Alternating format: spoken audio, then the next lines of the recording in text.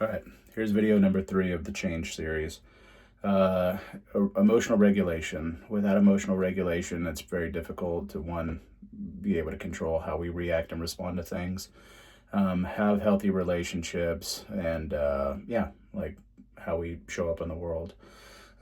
What emotional regulation looked like for me is as a kid, like I really struggled with it. Um, I would either internalize things until eventually I exploded, and then, I would break stuff or tear things up and didn't have any explanation for it or understanding of it. I just assumed that I had really monstrous behaviors because I would go from 0 to 100 really quickly.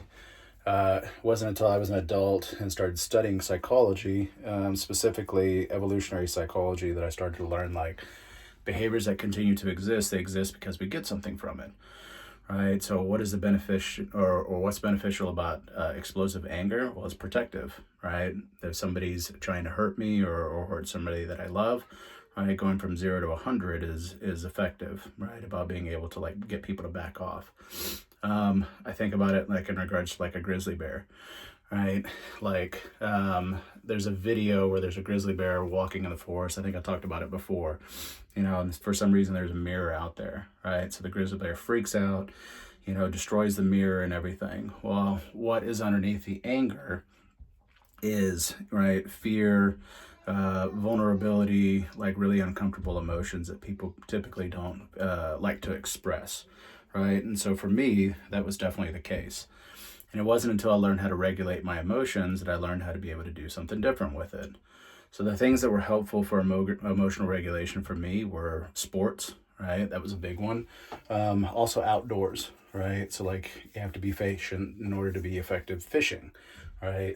Best hunters tend to be more patient, right? I can sit in the woods in the same place for 3 or 4 days, and not move and keep looking at the same area. Um, you know, uh, when I was training in martial arts a lot, learning how to be able to be a good partner. If I was dysregulated and I was flying off the handle all the time, people didn't want to train with me. It wasn't fun. It wasn't enjoyable for me and it wasn't enjoyable for other people. So sparring with people was really good. One, because I got checked, right? Like if I lost control and there was people that were a lot better than me, I mean, they put me in my place pretty quickly. So I had to learn how to be controlled in those environments. Um, Emotional intelligence was the other one, right? And that's actually what I'm going to be going into next week, right? Like increasing my emotional intelligence and understanding how many different emotions we have as human beings and how we react and respond to them was critical for me to be able to like learn how to regulate my emotions. Right. So physiologically, there's reactions that happen in our body, right? So when I get angry, my breathing increases, blood goes to my outside appendages for me to be able to run away or fight. And then my stomach can do knots, body starts to get hot.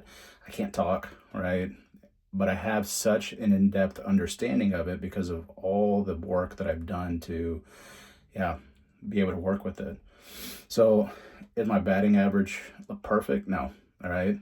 More often than not, I make better choices, right? Which is the most important thing, right? So I've retrained my brain not to go from 0 to 100, depending on the situation, right? And it took me a lot of practice to be able to get to the place to be able to do that. So if you want to change your life, learn how to be able to regulate your emotions, right? So I just covered anger in this one. There's obviously lots of other emotions there. There's tons of great books and research out there. If you have questions or anything, like shoot me a message.